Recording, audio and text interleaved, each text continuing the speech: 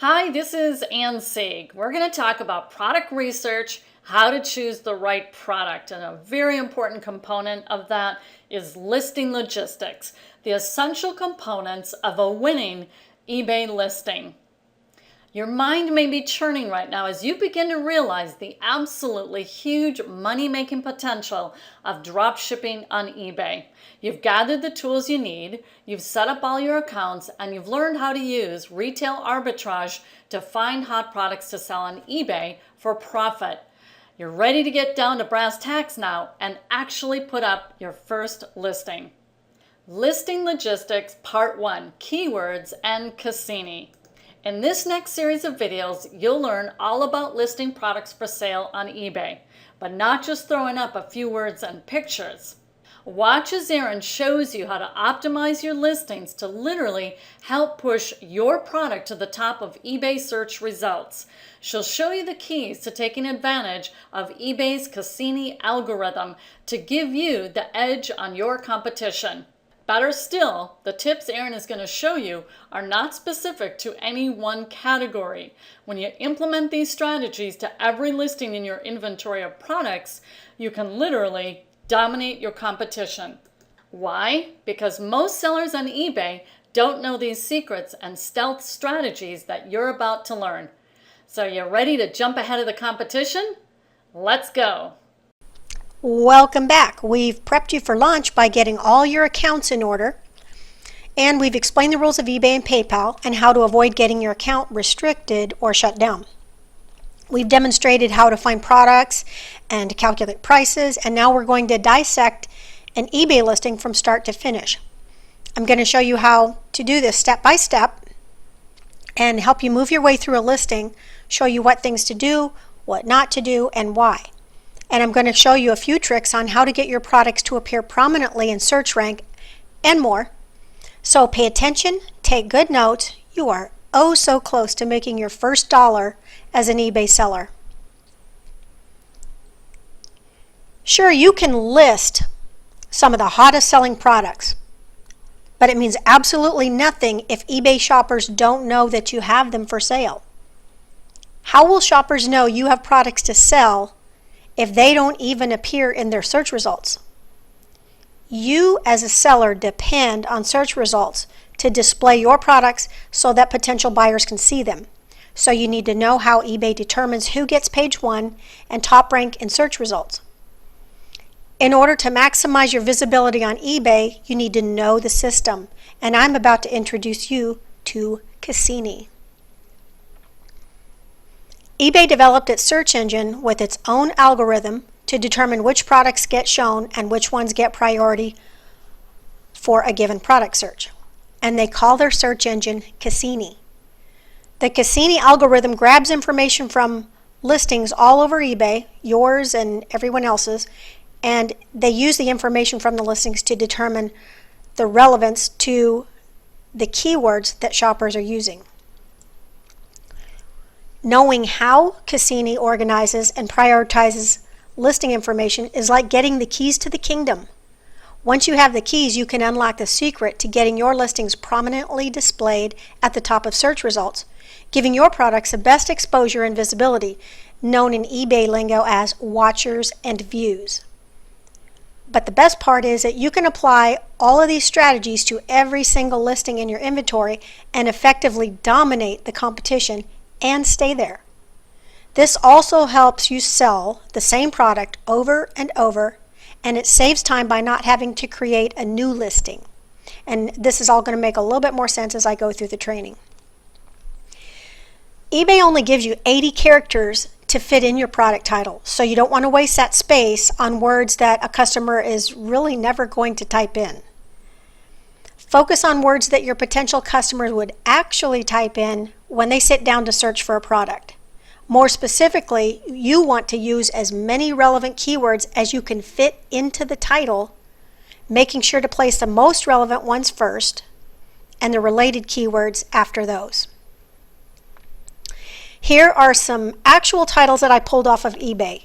Each one has room for improvement. And it's very common for the average eBay seller to use the word new or brand new in all caps, and they typically will use those as the first or last word in the title. It's also common to see model numbers or free shipping, and some really weird words that I don't know why people put in the titles, but they do. And here's an example of some of them. So here's your chance to leapfrog over the competition by applying the rules of good titling. You see, most shoppers type in the exact name or description of their product when they start a search, and then they'll further narrow it down by using related search terms. Using the word new is not specific to any particular product, and it does nothing to describe the product. Shoppers don't usually type in free shipping either. So why take up valuable space where a more highly targeted keyword or two could go? And in the example in the middle of this screen in brown color, they use the word hot and cute and horn-y at the end. I mean, I don't know about you, but I'm not even sure what this product is.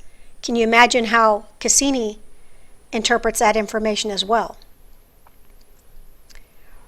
Remember, you want to think like a buyer. You have those 80 characters of title space that you want to use very wisely. So here are some questions that you can ask yourself about a particular product that you're going to list. And it'll give you clues as to what kind of keywords would best match your customers' search terms that they're typing in.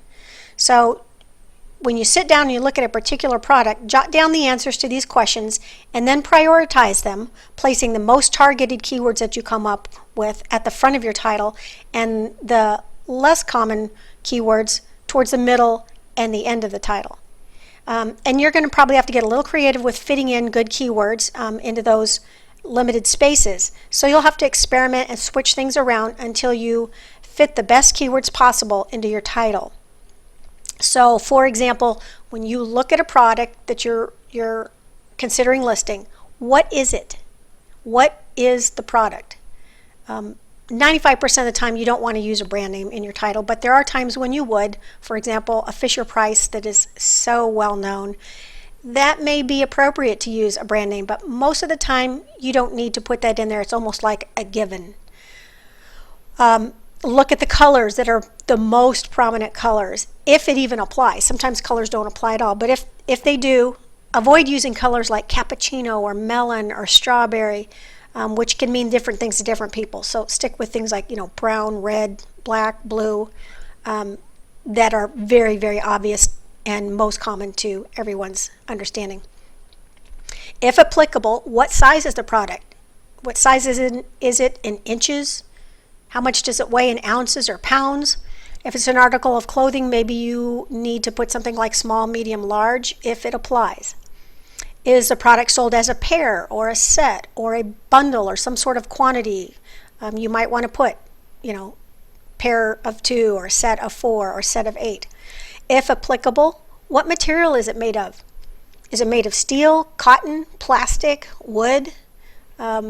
Any other descriptions, if it's brushed nickel or something like that? Those are also possible keywords you could use. If applicable, what is it most commonly used for? What is its main purpose? If applicable, who is the product intended for? What type of person specifically, or a group or demographic of people is it focused on? For example, babies, kids, adults, women, hobbyists of some kind, hunters, quilters, things like that that you could target your product for. What other possible uses could your product have? If your product has a dual use, if it's a certain kind of a basket that could be used for laundry or holding other items, you might want to use that. And what other identifiable features does it have? Or someone might use a keyword for, like if it's going to be a gift or for Christmas or some kind of a holiday occasion or a special event like a wedding or a baby shower or a graduation or something like that. So those are the kind of things you need to keep in mind, and those kind of questions will help you really zero in on what a normal person might type when they sit down to do a search for a product. Here's 3 variations on a title for a set of resistance bands. If you notice, the top one started off with the brand name. It used commas, it used the word with, and it finished with the word new, which we already talked about. The middle example, same product, used specific keywords beginning with a highly relevant keyword and then continued on using exact keywords that it looks like they pulled from items in the photo that you can actually see. In the third example, they started out with relevant keywords and then they used a W and a / presumably to save space, and they followed that up with exact keywords of items in the photo as the second one did as well. So what are some things that they could have done different? Well, they all used the word set, but is there another word that's similar in meaning but is actually different words, like, for example, kit? So depending on how much space you have left, you'll have to determine, what word fits in there, and you'll just have to kind of manipulate things. Perhaps they could have said how many pieces were included, or maybe they could have said who it's intended for, like athletes or fitness enthusiasts, etc. So you definitely want to think like a buyer, be specific, and avoid words like new and model numbers and prepositions like for and with, and so on. So maximize your space with highly relevant keywords. Here's a title I did for a mock listing for a plant stand I found on Amazon. I used all 80 characters to fit my keywords in. I did not use words like new or brand new or free shipping or cute or lovely or any other irrelevant adjectives, and I did not use a model number. It didn't have one anyways, but so the point is that you want to optimize a product title with the keywords. I've said this over and over. I can't emphasize it enough. And I also said what it was made of, the size of the tile tops, and where it is designed to be used. I said indoor, outdoor. So be simple, but be specific. You'll develop the skills of titling the more you do it. And in fact, there will be times when you'll want to revise your own product titles several times over to improve their searchability. So if something isn't selling and doesn't appear to be getting very many views, you would start with your title and tweak the keywords, and you're trying to grab the eyeballs of your buyers. So incredibly, much of your competition is not doing this, which is why you have a golden opportunity to leapfrog over them with what you've learned about keywords and Cassini. I'll see you in the next video where you're going to learn the secrets of using product photos to further boost the visibility of your products in search results. Take care.